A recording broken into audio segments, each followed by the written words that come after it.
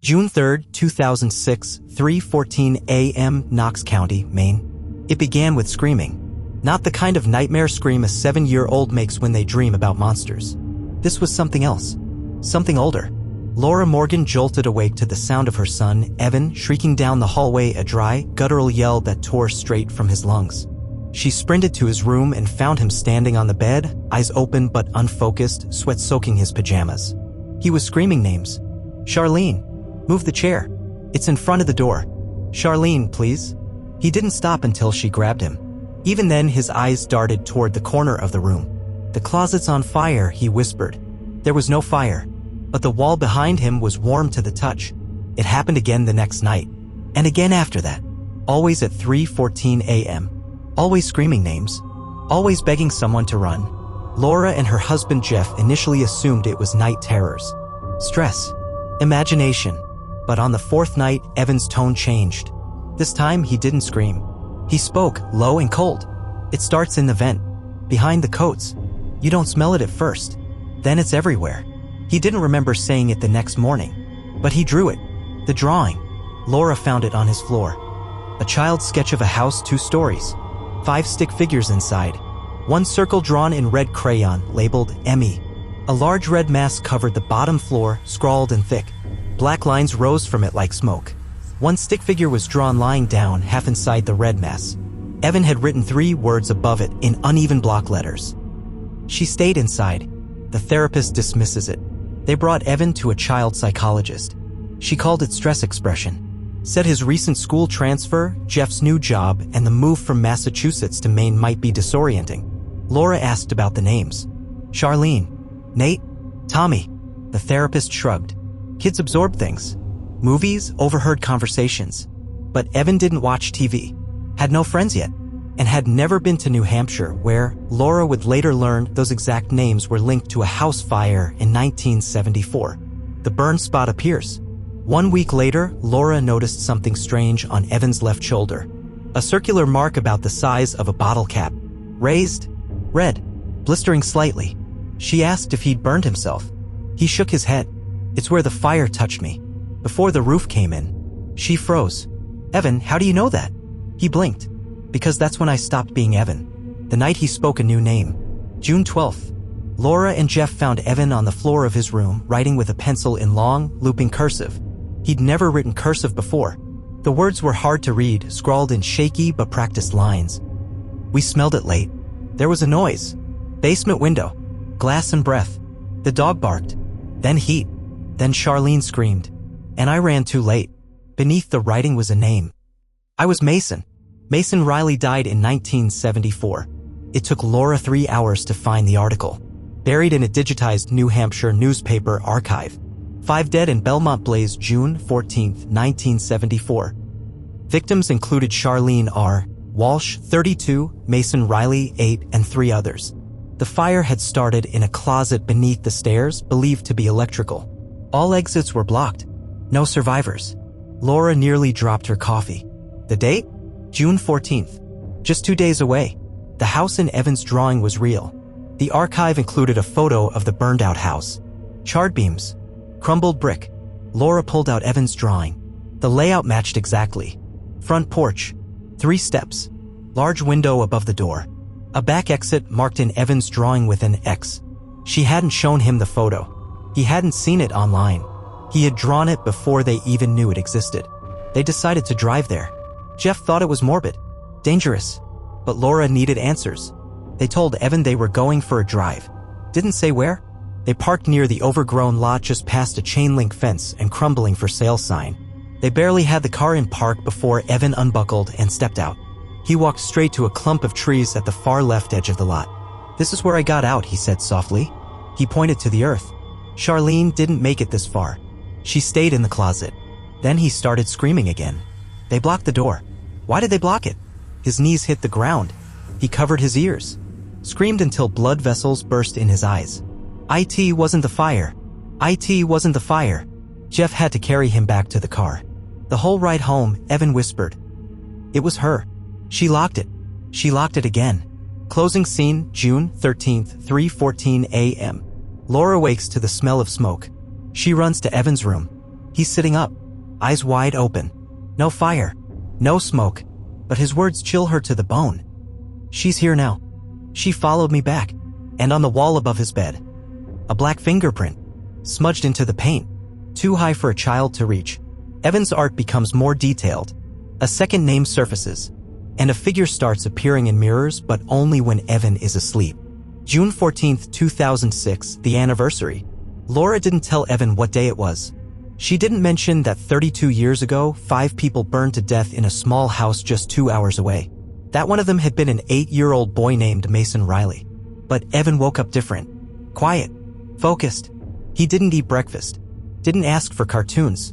Instead, he pulled out every crayon in the house, even the broken ones, and locked himself in his room. 2 hours later, he slipped a stack of drawings under the door. The first drawing, a face in the flames. Childish lines. Red scribbles. Stick figure chaos. But in the center, a face. Not a smiley face. Not cartoonish. It was angular. Older. Not like a child would draw at all. Narrow eyes. Long lashes. A mouth open in a scream. The flames around it were oddly symmetrical, forming almost petal shapes like a blooming flower. Laura flipped the paper over. Evan had written. She watched me. She wanted to feel it too. The second drawing, a closet.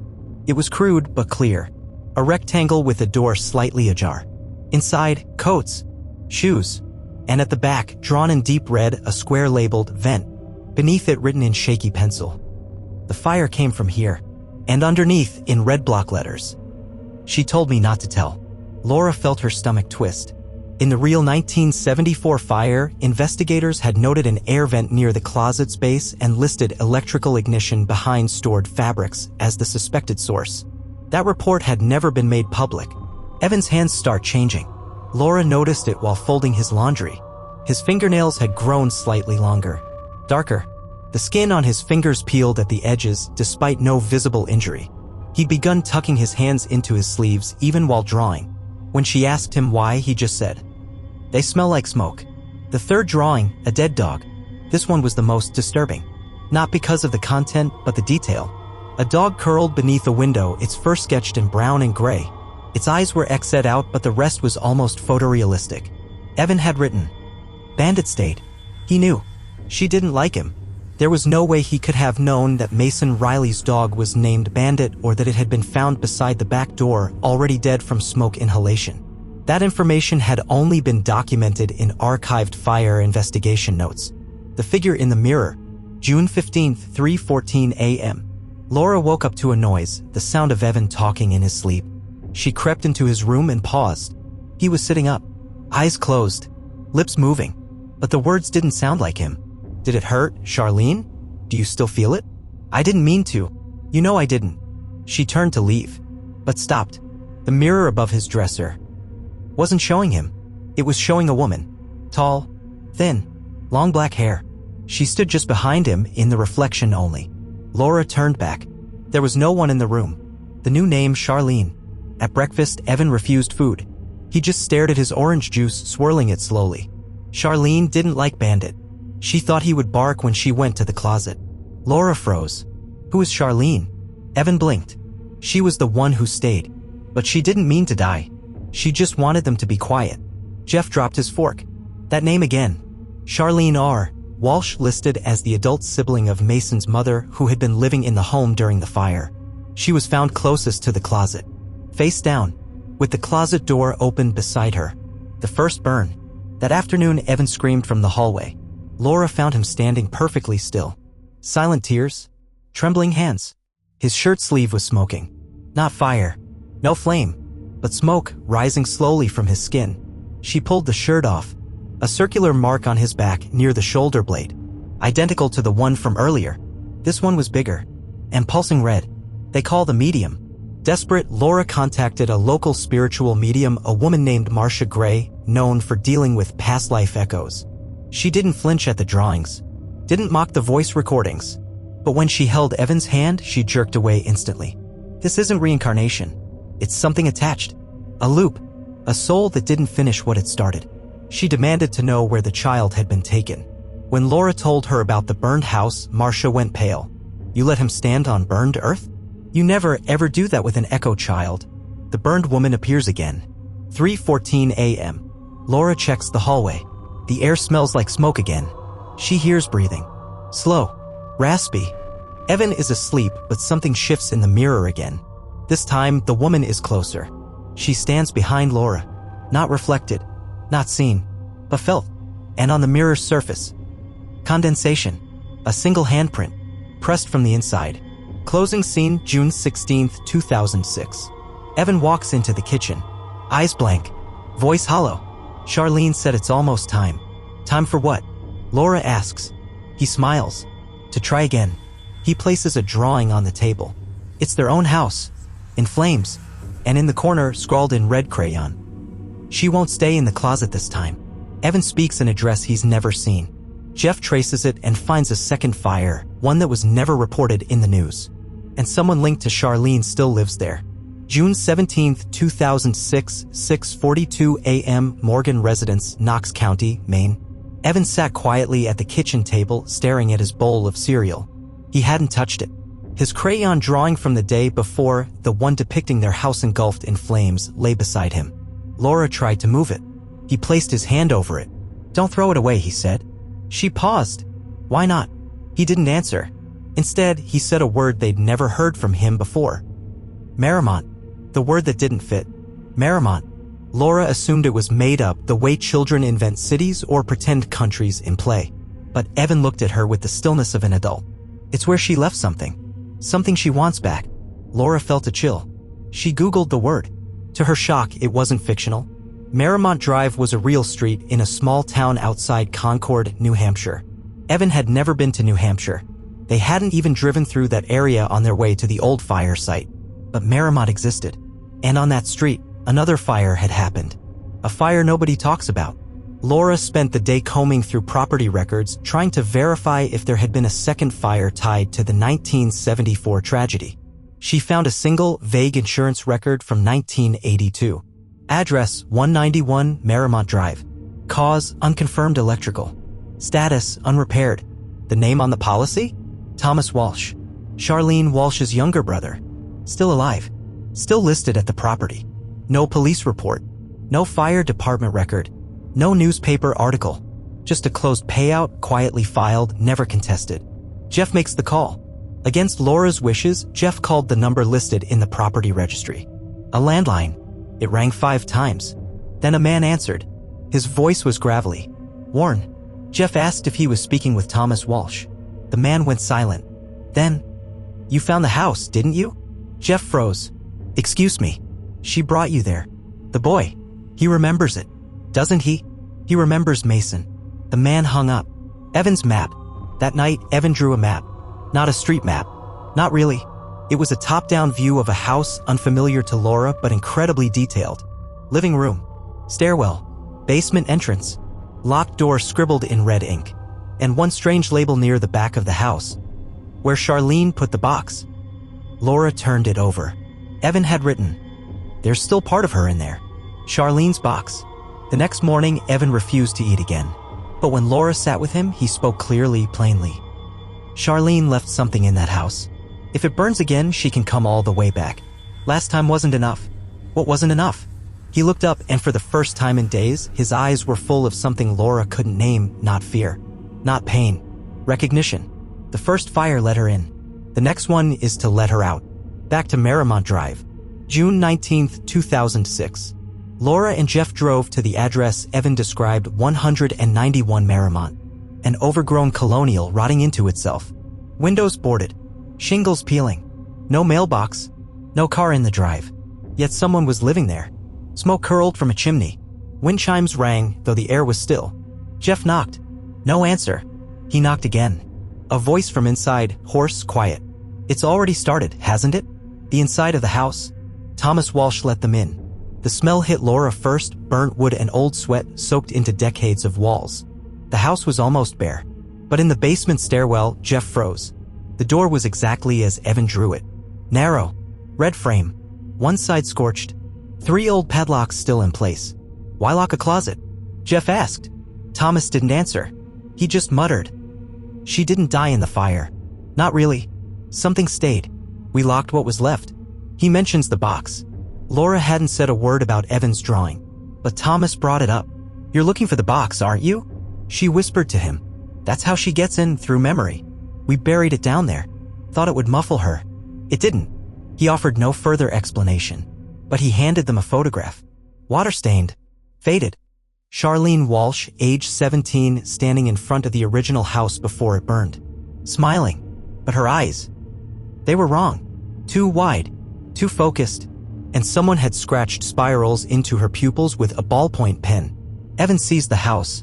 That night, Laura showed Evan the photo. He touched it gently. This is where it started. Then he traced the scratch spirals with his finger. She had them in her eyes back then, too. Closing scene, June 20th, 3:14 a.m. Laura dreams of fire. She's back in the Marymount house, standing at the closet door. Something knocking softly from the inside. She opens it. A child steps out. Not Evan, not Mason, but a girl, drenched in smoke. Eyes white, hands blackened. She leans forward and whispers, "You're going to help me finish." Laura jolts awake, and across the room her bedside mirror is fogged. Another black handprint in the center. Evan insists on visiting a specific cemetery. At a gravestone, he begins whispering things no one taught him, and the ground beneath him starts to warm. June 21st, 2006, 11:11 a.m. A Laurel Hill Cemetery, New Hampshire. Evan didn't ask to go. He insisted. He woke up, walked into the kitchen, and said it clearly. "I need to see Mason's grave. I can find it." Laura and Jeff exchanged glances. They hadn't spoken the name aloud in front of him for 2 days. Hadn't mentioned Laurel Hill or the fact that Mason Riley had been buried there, a small stone tucked beneath a crooked tree near the far eastern edge of the cemetery. "How do you know where it is?" Jeff asked. Evan blinked. "I remember how the dirt smelled." The drive was silent. Evan didn't speak once during the 45-minute ride, but when they pulled into the gravel lot, he pointed. "That way, behind the hill." Laura followed him across the rows, past the angel statues, through tall grass and leaning markers, until he stopped, right in front of it, a flat gray headstone. Mason Riley, born July 2nd, 1966, died June 14th, 1974. Beloved son, never forgotten. Evan sat cross-legged in front of it and whispered, "You didn't run fast enough." The things he said. Jeff started to ask him a question. Laura stopped him. They stood in silence as Evan tilted his head as if listening. Then, softly, "Charlene told you to wait in the closet. She said it was a game." A pause. "You were coughing. The coats made it hard to breathe. You scratched the door, didn't you? But it was already locked." He reached out and touched the stone. "You thought it was your fault. But it wasn't." A change in the air. Suddenly, the breeze shifted.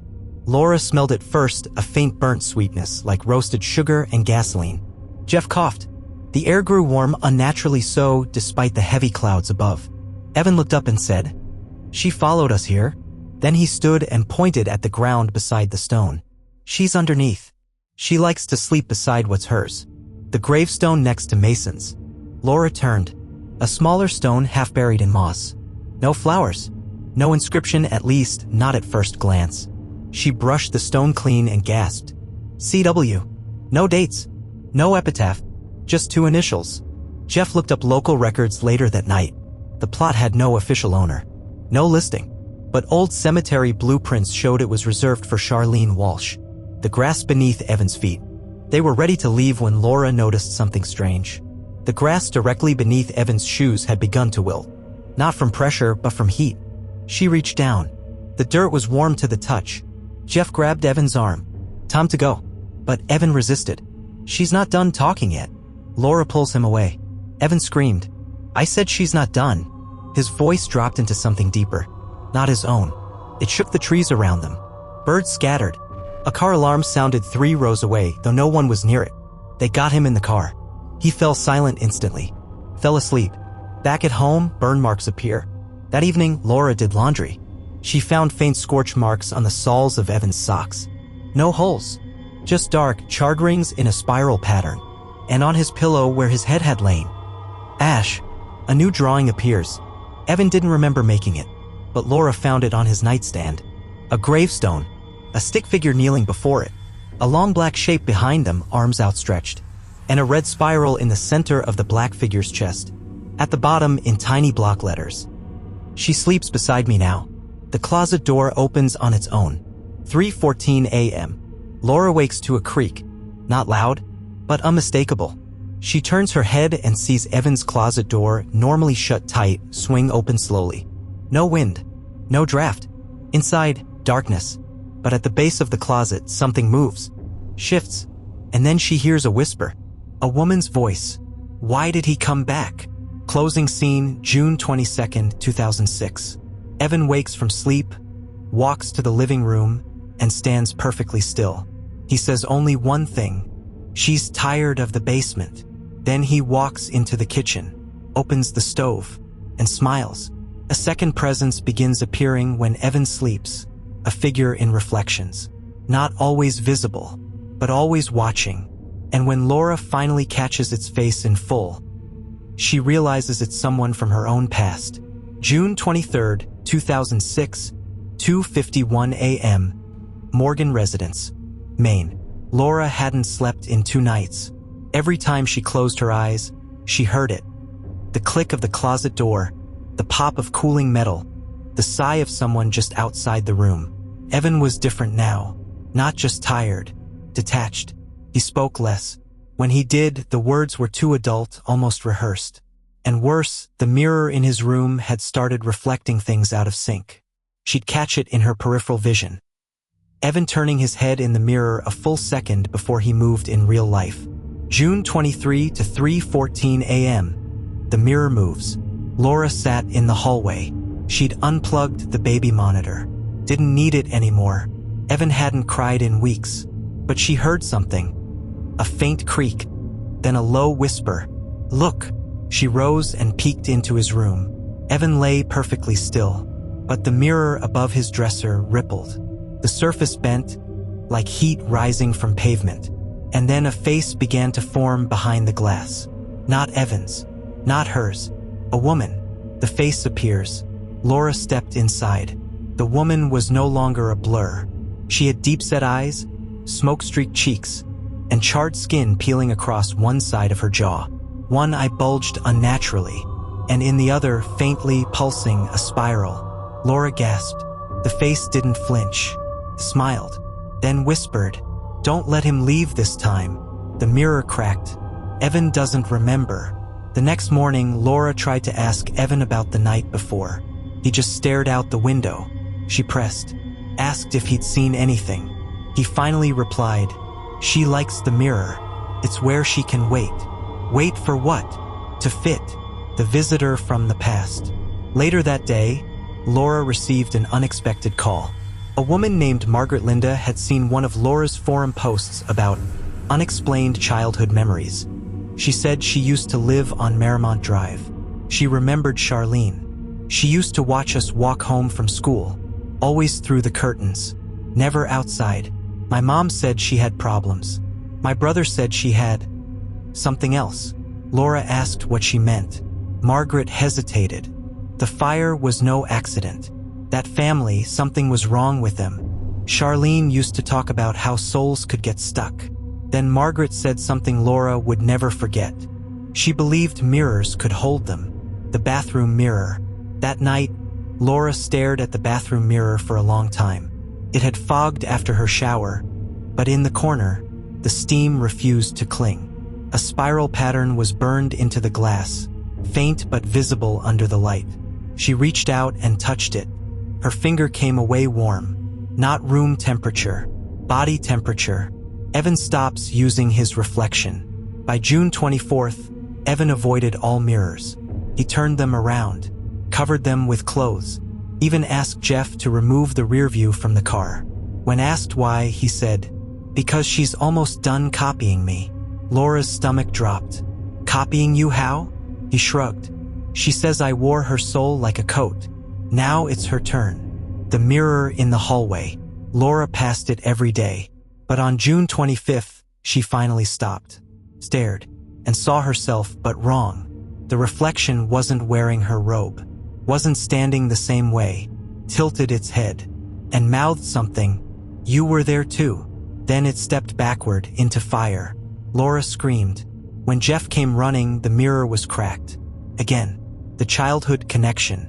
Laura dug through old boxes that night, desperate to find something, anything connecting her to all of this. And then she found it, a photo from her 6th birthday, and standing in the background, far from the party table, was a teenage girl, black hair, pale, smiling too wide. Laura flipped the photo. On the back, Charlene, 17, neighbor's niece. Laura's hand trembled. She hadn't just seen Charlene before. Charlene had watched her. Closing scene, June 26th, 3:14 a.m. Laura dreams of herself, as a child, walking through the old burned house. But everything is reversed, backwards, and silent. She turns a corner and sees a mirror. Her own reflection, but older. And behind it, Charlene, smiling, holding a match. Your turn. Laura wakes screaming. At the foot of her bed, Evan is standing, eyes open. She said the match is almost dry. Evan begins recreating the fire match by match, step by step. But how does he know the ventilation layout? And what happens when he builds the fire exactly the way Charlene did the first time? June 27th, 2006, 2:31 p.m. Morgan residence, Maine. It started with a box of matches. Laura found it in Evan's sock drawer. Unopened, vintage-looking, not from their house. She asked Jeff if he'd brought it in. He hadn't. They questioned Evan. He shrugged. She showed me where to find them. Who? Me. The fire map. That night, Laura found a new drawing on Evan's bedroom floor. This one wasn't like the others. It was a blueprint, a child's sketch of their current house.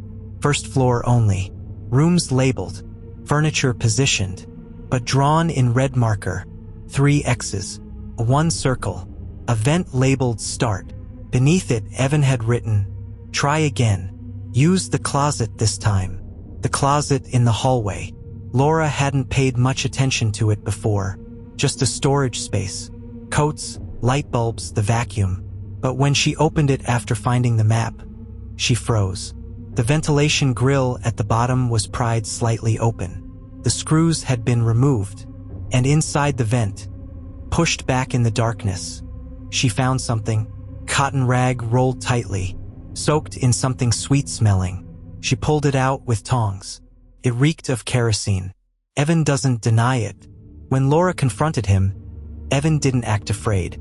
He just said, that's where it started before. She liked how it filled the walls. Said the coats would catch first. Laura tried to keep her voice steady. Did you do this? Evan shook his head. Not yet. The matches return. Jeff threw out the matchbox that night, dropped it in the outdoor garbage. The next morning it was back, sitting on Evan's nightstand, this time opened. 3 matches missing. Sider's voicemail. In desperation, Laura called Marlene Sider, the medium who had warned her weeks ago not to let Evan near the burned house.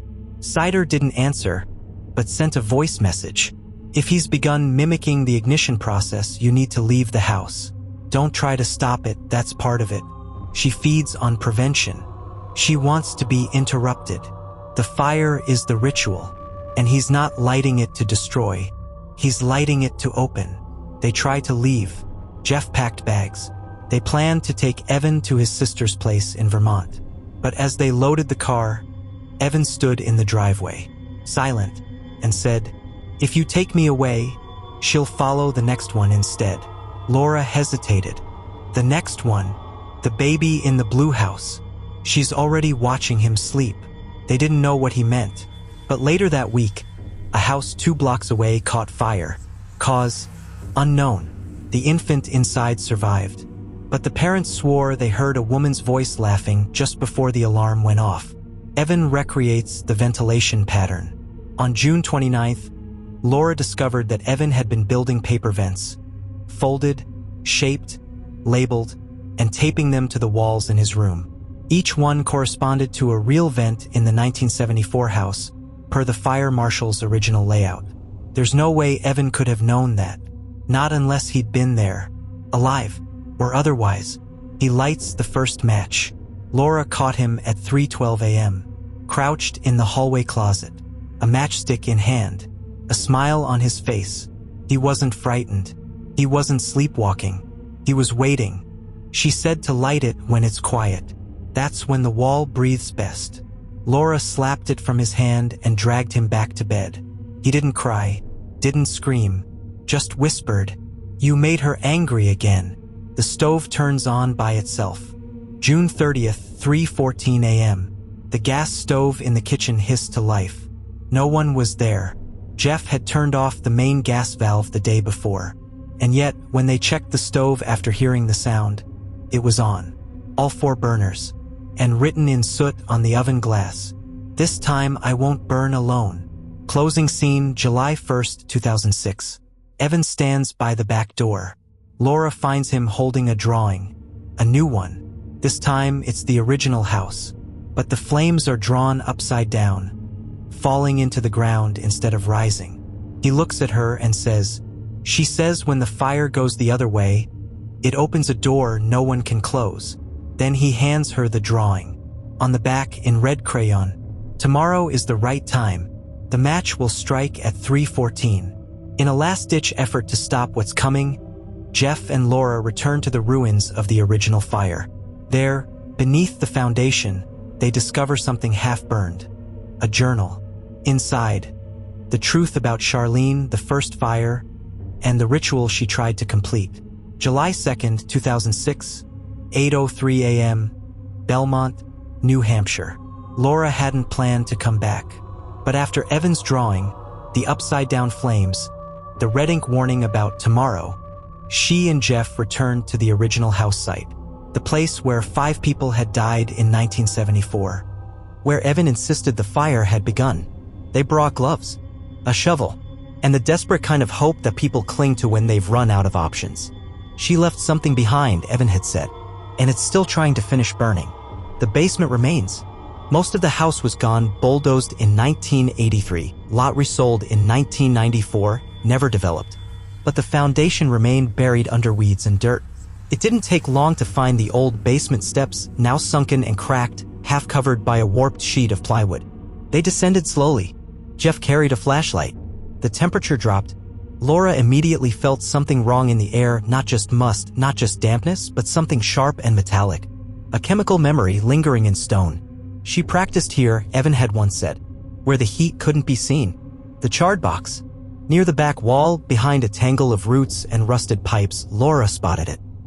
A metal box, half-melted, hinges warped, partially embedded in the concrete wall as if someone had forced it there while it was still hot.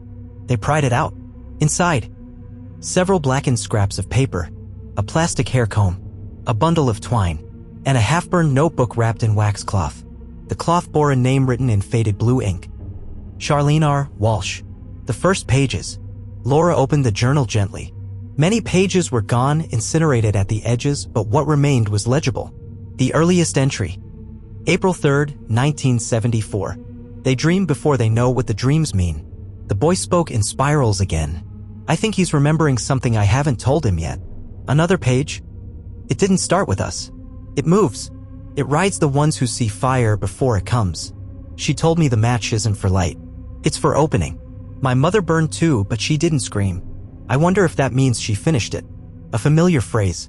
Jeff flipped to the middle of the notebook. There, scorched across the top of the page, was a phrase they'd seen before, identical to the soot writing on their stove back home.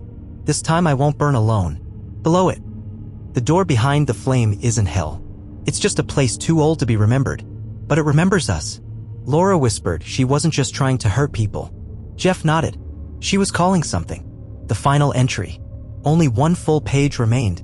It was written hastily, slanted, as if her hands were shaking. They said Mason died in the smoke, but he was already gone. I saw his eyes when I opened the closet. She was already looking through him. Fire won't destroy her. It feeds her. It teaches her what to do next. I thought I could keep her in the mirror. That was stupid.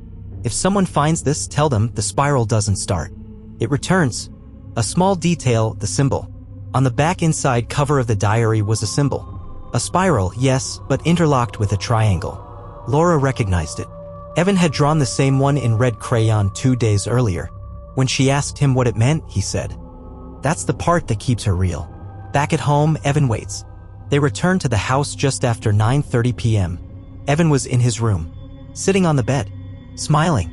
Did you find her book? Laura froze. How did you know? She wrote it for you, so you'd understand what she is. He speaks in her voice. For the first time since the dreams began, Evan didn't sound like a child. His words were slower, sharper. She burned wrong the first time. Too fast. The door cracked, but it didn't hold. She needs it to open backwards. That's why I had to come back. I'm the part that remembers the way through. Jeff backed toward the hallway. This isn't him, he whispered. Evan tilted his head, not unnaturally, just wrong. It is. It's just more than you asked for. The house groans. At exactly 3:14 a.m., the vents began to rattle. Not from airflow, from heat. Laura checked the kitchen. The stove burners were glowing, all four, even though the dials were off. She ran to the breaker box. Every switch was melted. They doused the vents.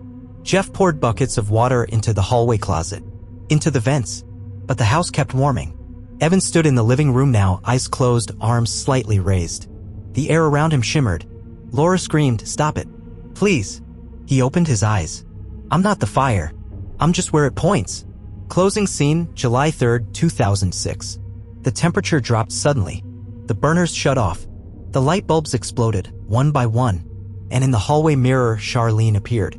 Full-bodied, smiling, and holding a lit match. Now you remember too. The flame danced in the glass. And Laura understood. The fire hadn't been meant to kill. It had been meant to bind. Evan begins speaking as others, not just Charlene. Other voices, other lives. People who died in fires all over the country, all saying the same thing. She's using us to finish the spiral. July 3rd, 2006, 3:17 a.m., Morgan Residence, Maine. The power never came back on. For 5 hours, their house sat in a strange, humming stillness. Phones dead. Clocks frozen at 3:14. The stove cold, but the metal warped as if it had overheated beyond what any home circuit could carry. Evan was asleep. Or not asleep. He lay in his bed, mouth slightly open, whispering in intervals. Laura sat beside him with a recorder. What she captured would later be analyzed by 2 linguists, a trauma researcher, and a grief counselor. None of them could explain what happened. The first voice, New Orleans, 1927. Evan whispered. The walls burned before the water came. The roof screamed like a whistle. Daddy locked the trapdoor, but I climbed out through the smoke. I was wearing her hair ribbon when I fell. I smelled her before I saw her. This voice was female. Southern. Age 9 or 10. Jeff checked public records later. A fire on Royal Street, New Orleans. 1927. 7 dead. Only 1 child's body never identified. Found with a pink ribbon in her hand. No living relatives. The second voice, Pittsburgh, 1952. I told them the pipe would break. I heard it singing. The gas was already in the air. It tasted like pennies. When I lit the candle, she smiled. She said, now it's warm enough. This time, male? Preteen. Slight stutter. Pittsburgh Gaslight District fire. 12 killed. Cause listed as gas leak ignition. But one eyewitness claimed the boy who died had been talking to someone who wasn't there just before the explosion. That line never made it into official records. The third voice, unknown origin. She's old. Older than the match. Older than heat. She made the first one die in a cave. That fire didn't cook. It called. This voice was neither male nor female. Flat. Hollow. Jeff listened to the recording 5 times. The third voice repeated a phrase over and over. She found shape in smoke. She learned faces in flame. She wears the ones who remember her name. Evan wakes up. At sunrise, Evan sat up suddenly. He looked at Laura. She's getting faster. Every time we remember, she skips ahead. He stood. The next one's already waiting. They've been drawing her spiral for weeks. Laura asked who. He just said. They're in California. The red house with the dog door. The fire in California. 3 days later, a fire tore through a duplex in Redding, California. No survivors. But fire marshals found a spiral drawn in ash on the living room wall. Neighbors said a boy had moved in a month earlier. He talked to himself and carried a burnt notebook he never let anyone touch. No connection to the Morgans. No reason to link the cases. But Laura saw the news footage. The spiral was identical to the one Evan had drawn weeks ago, the one Charlene had etched into her diary. He starts losing time. By July 5th, Evan was experiencing long blackouts. He'd wake up in different rooms, covered in soot, smelling of smoke. He couldn't explain it, but he started writing things in his sleep. Locations. Names, dates, coordinates. Laura mapped them out. 9 cities. Each had suffered a fire-related tragedy in the past 100 years. But none were famous. None widely publicized. All small. Forgotten. Until now. The Whisper Network. Jeff uploaded one of Evan's voice recordings to a private paranormal forum. Within 24 hours, they received 5 anonymous messages. A woman in Kentucky whose daughter had been sketching fire escape routes into her skin. A father in Michigan whose twins spoke fluent French during sleep while describing a Paris hotel fire from 1949. A woman from Nova Scotia who claimed her niece woke up screaming a name, Charlene, with no explanation. And in each case, they saw the spiral. The pattern emerges. Laura laid all the data out. Fires. Children. Unexplained knowledge. Spiral marks. Matching phrases, it's her turn, / the match wasn't for light, / she's inside now. She saw what it meant. Charlene wasn't a person anymore. She was a vessel. A conductor. A story that refused to die.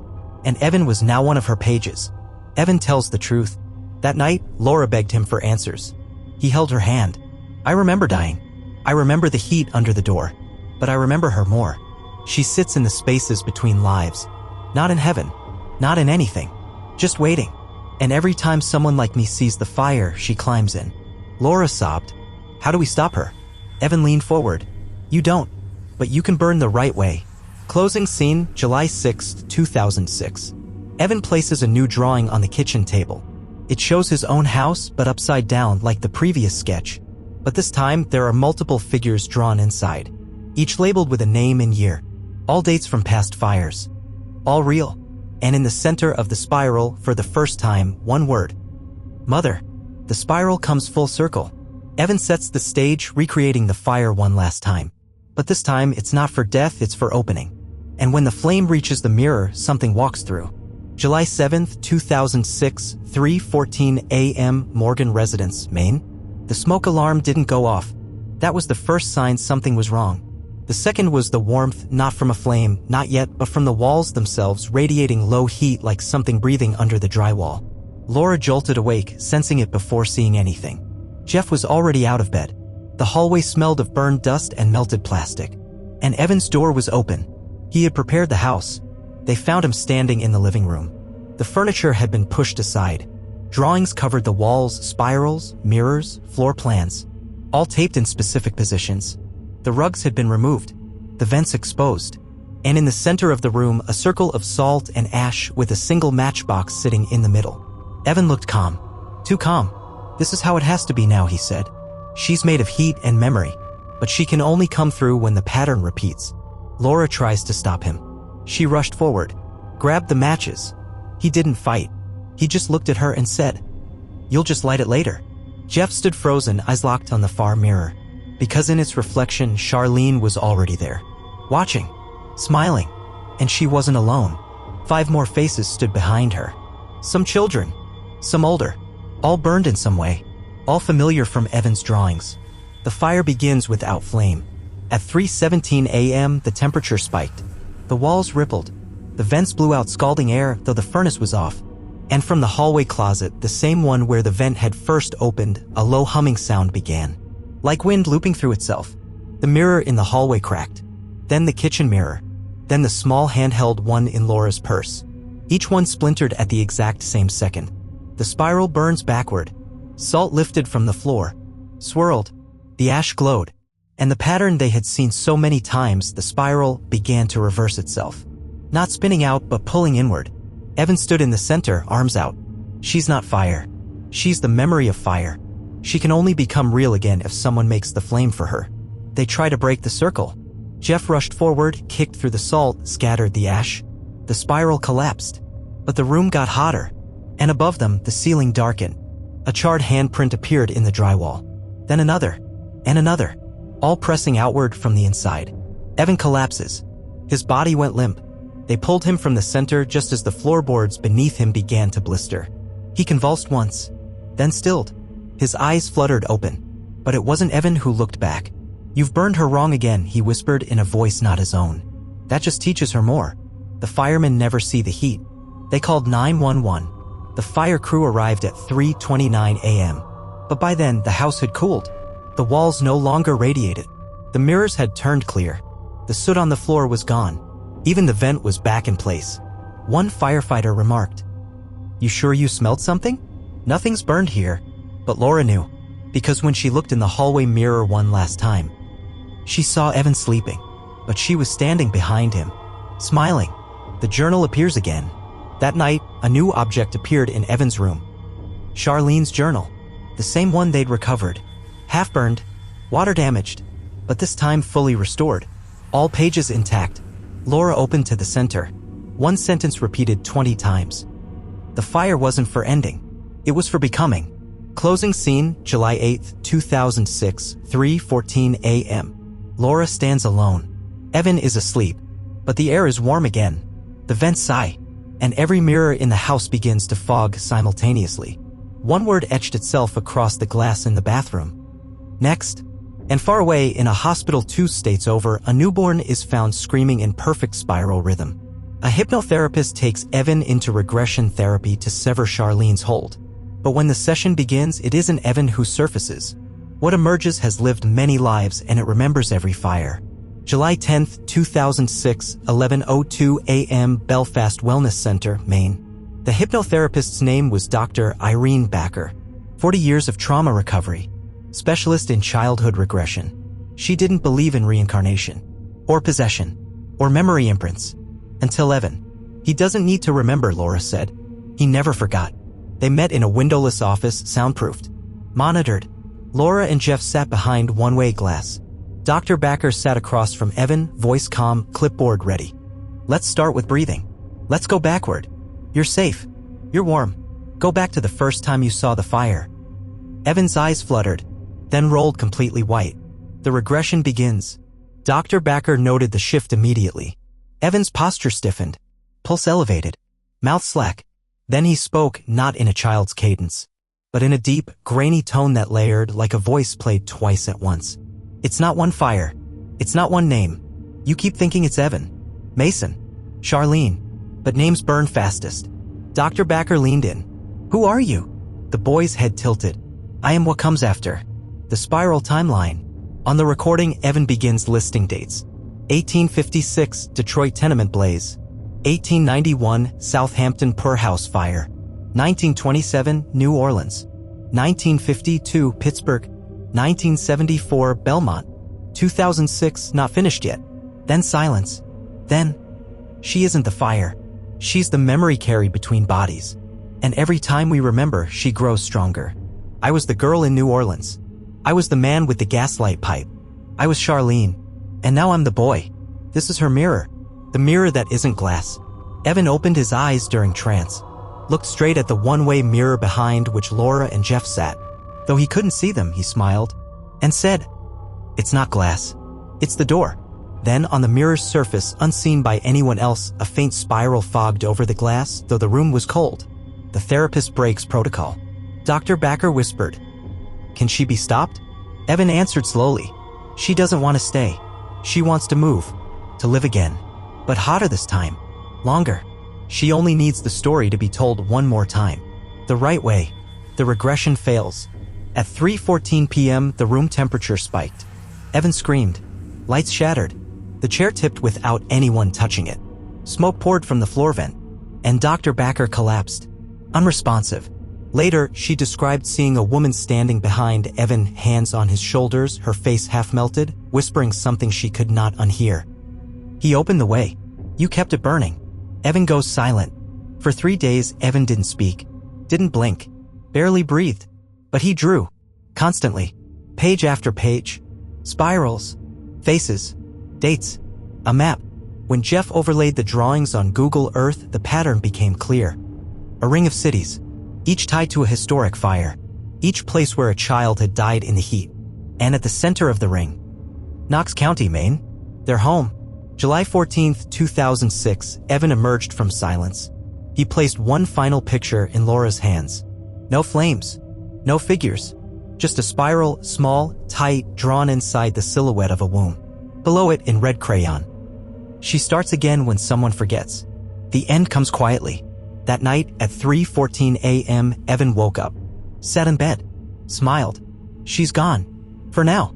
I held the last part too long. She had to rest. Next time, someone else will draw first. He fell asleep peacefully. The mirrors didn't crack. The stove didn't hiss. The house was still. 6 months later, a town away. A daycare in Union, Maine reports a strange incident. A 4-year-old girl draws a spiral of flames during art time. When asked what it is, she says, "It's where the lady came through." The teacher asks, "What lady?" She smiles. "The one who likes closets." It wasn't about Evan. Not really. He was just the thread she pulled on. The spiral is memory. The fire is invitation. And I think Charlene was just the first one to say yes.